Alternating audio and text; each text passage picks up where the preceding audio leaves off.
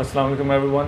आज का जो हमारा टॉपिक है that is minor in a partnership firm. एक पार्टनरशिप फर्म के बीच में एक माइनर जो है क्या वो उसका हिस्सा बन सकता है या नहीं, और अगर उसका हिस्सा बन सकता है तो what would be the status of that minor in a partnership firm. Relevant provisions जो है that is section 30 of partnership act 1932, section 3 of majority act 1875, section 11 of contract act 1872।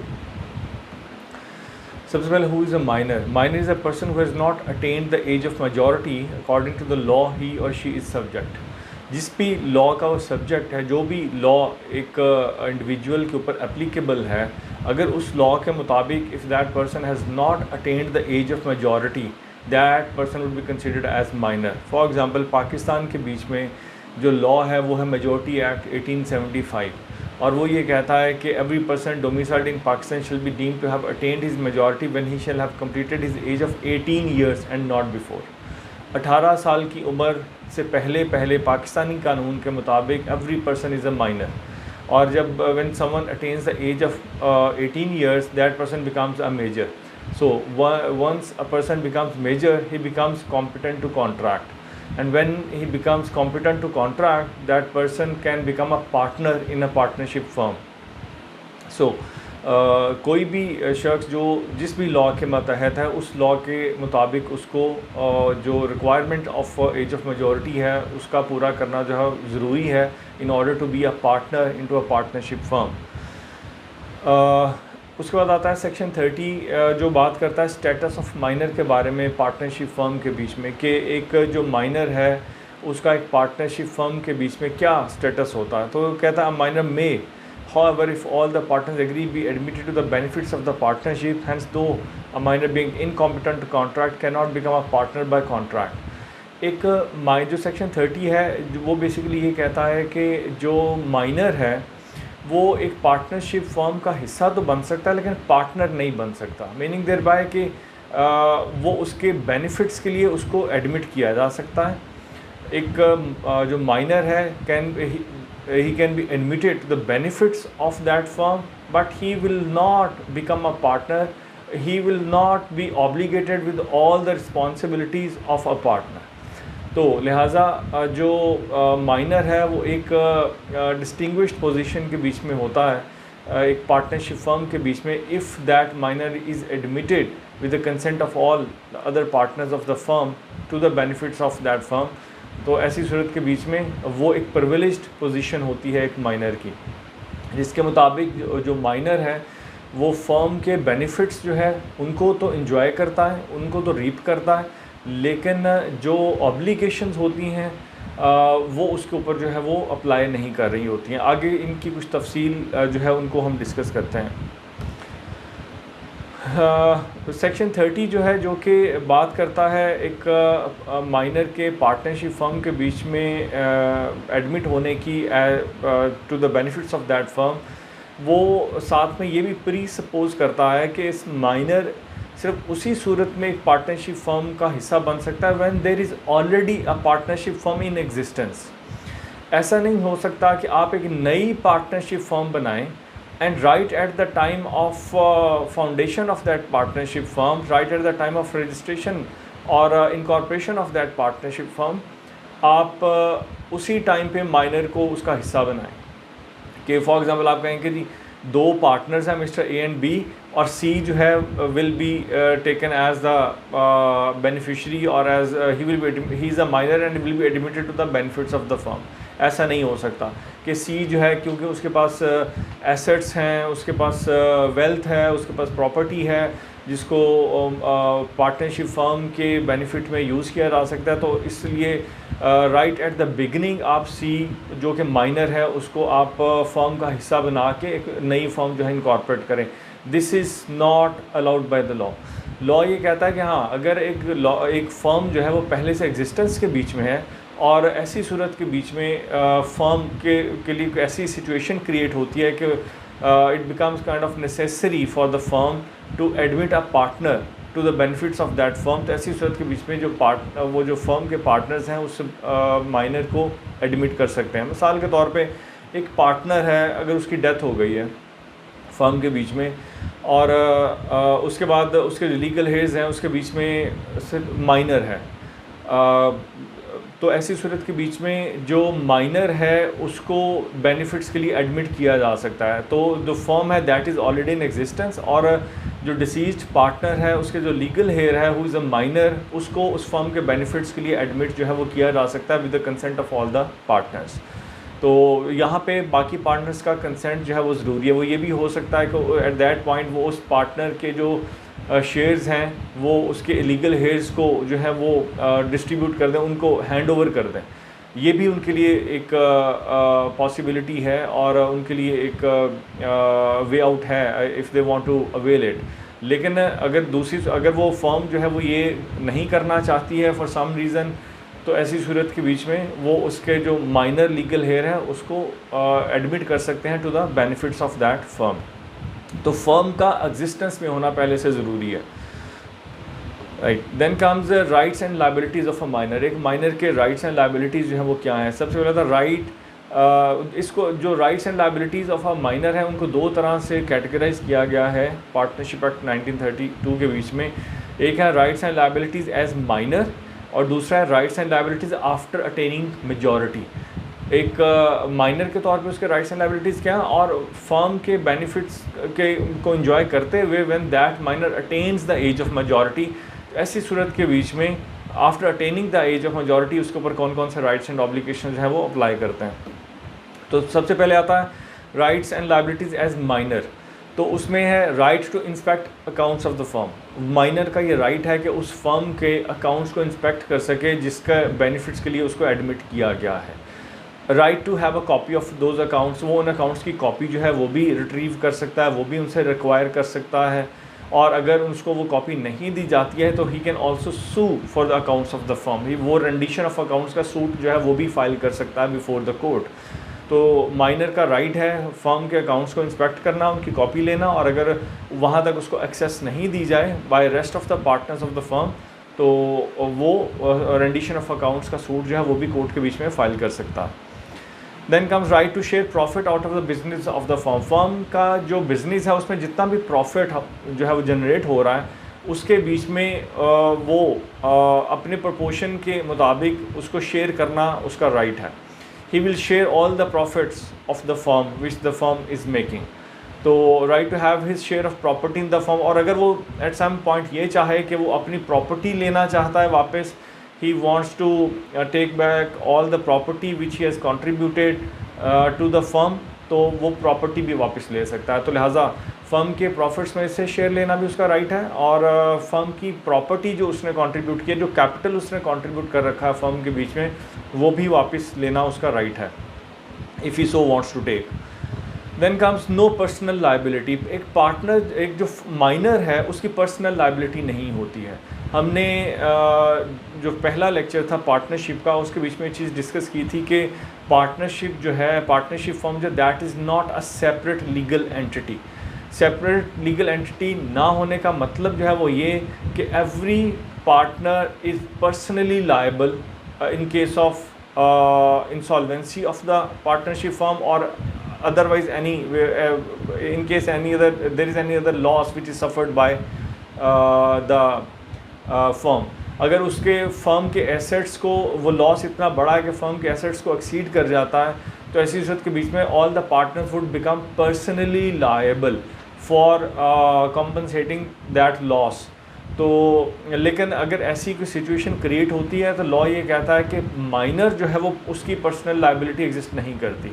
Minor के जो पर्सनल एसेट्स हैं उनको liquidate नहीं किया जा सकता, उनको एक्सेस नहीं किया जा सकता, बल्कि जबकि बाकी जो पार्टनर्स हैं उनके जो पर्सनल एसेट्स हैं उनको भी कोर्ट के ज़रिए से एक्सेस किया जा सकता है और उनको यूटिलाइज़ किया जा सकता है फर्म के लॉसेस को कॉम्पनसेट करने के लिए। अगर वो इंसॉल्वेंट हो चुकी है तो ऐसी सूरत के बीच में, इंसॉल्वेंट डिक्लेयर हो चुकी है तो ऐसी सूरत के बीच में जो थर्ड पार्टी राइट्स हैं या थर्ड पार्टी जो डेट्स हैं उनको पे ऑफ करने के लिए जो पार्टनर्स की पर्सनल प्रॉपर्टीज़ हैं उनको भी अटैच किया जा सकता है। लेकिन माइनर को ये इम्यूनिटी हासिल है, माइनर की जो पर्सनल प्रॉपर्टी है वो जो है अटैच नहीं की जा सकती है। और इस तरह minor not to be adjudged insolvent. Minor जो है, जब एक फर्म इंसॉल्वेंट डिक्लेयर होती है तो एक्चुअली वो फर्म के इंसॉल्वेंट डिक्लेयर होने का मतलब होता है कि partners of that firm are no insolvent, क्योंकि फर्म इटसेल्फ एक एंटिटी तो होती है लेकिन एक लीगल एंटिटी जिसको हम एक सेपरेट लीगल पर्सन कहते हैं। A firm is not a separate legal person. तो ऐसी सूरत में जो इंसॉल्वेंसी ऑफ फर्म है that means insolvency of the partners of the firm. तो जब एक फर्म के पार्टनर्स इंसॉल्वेंट हो जाते हैं due to the insolvency of the firm, तो माइनर जो है वो इंसॉल्वेंट जो है वो नहीं होता। Then comes liability to the extent of its shares in the firm. हाँ, अलबत्ता एक चीज़ है कि जो माइनर के फर्म के बीच में शेयर्स हैं, जिस रेशो तक उसका कंट्रीब्यूशन है फर्म के एसेट्स के बीच में, उस हद तक जो माइनर है उसकी लायबिलिटी एग्जिस्ट ज़रूर करती है। मिसाल के तौर पे एक माइनर जो है when he was admitted to the benefits of the firm, तो उसके जो कैपिटल है that was 30% capital for example. तो जो 30% शेयर है उसकी हद तक उसकी लायबिलिटी जो है वो एग्जिस्ट करेगी।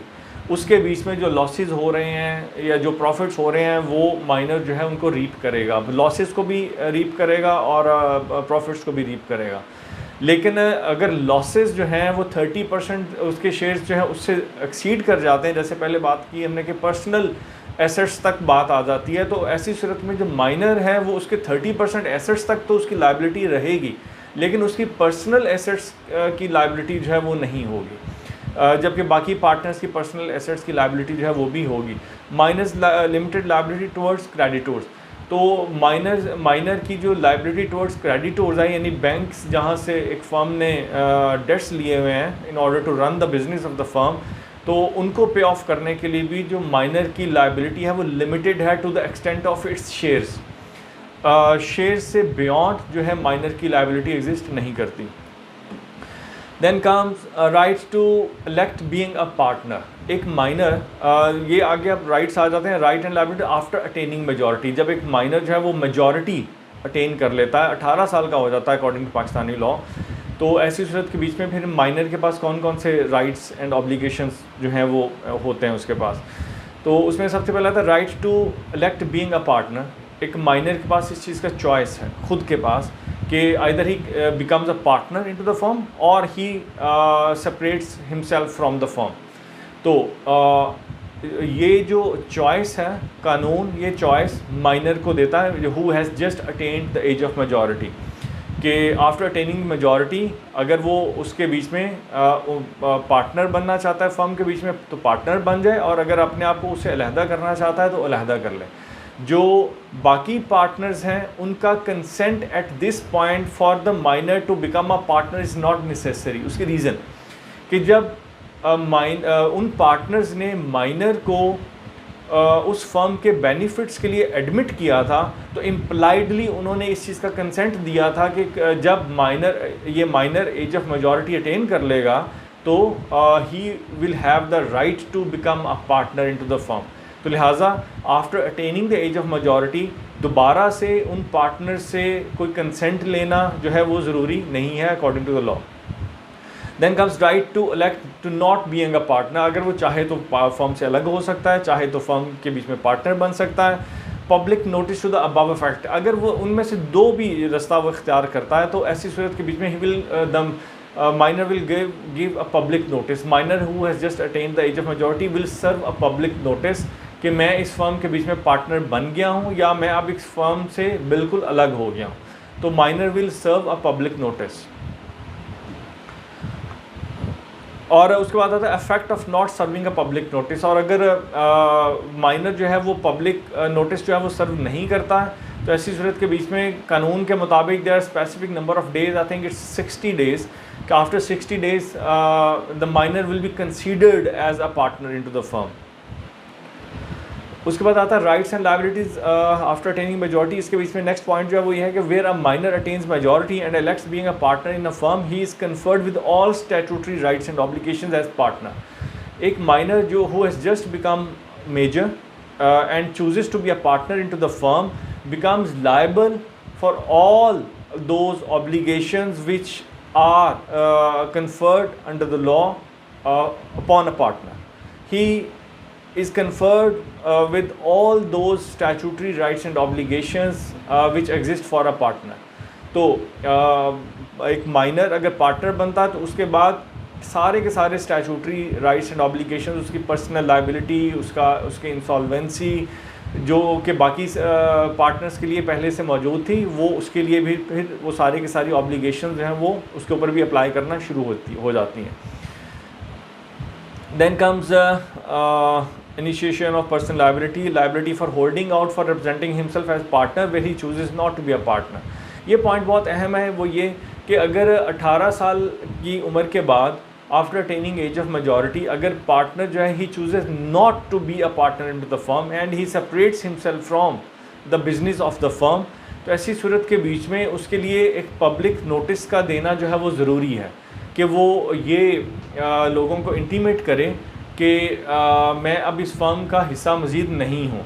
और अगर वो पब्लिक नोटिस नहीं देता और उसके बाद he continues representing himself as partner of the firm, he represents himself as partner of the firm or he continues representing himself as a beneficiary of the firm, तो ऐसी सूरत के बीच में कानून जो है वो ये कहता है कि जो doctrine of holding out partnership law के बीच में प्रोवाइडेड है, वो डॉक्ट्रिन ऑफ होल्डिंग आउट जो है वो माइनर के ऊपर अप्लाई करेगी who has just attained the age of majority. Doctrine of holding out के मुताबिक जो है वो ये कि एक ऐसा शख्स जो कि एक फर्म के बीच में पार्टनर नहीं है but he represents himself to be a partner of that firm and undertakes certain obligations on behalf of that firm to which he is not a partner.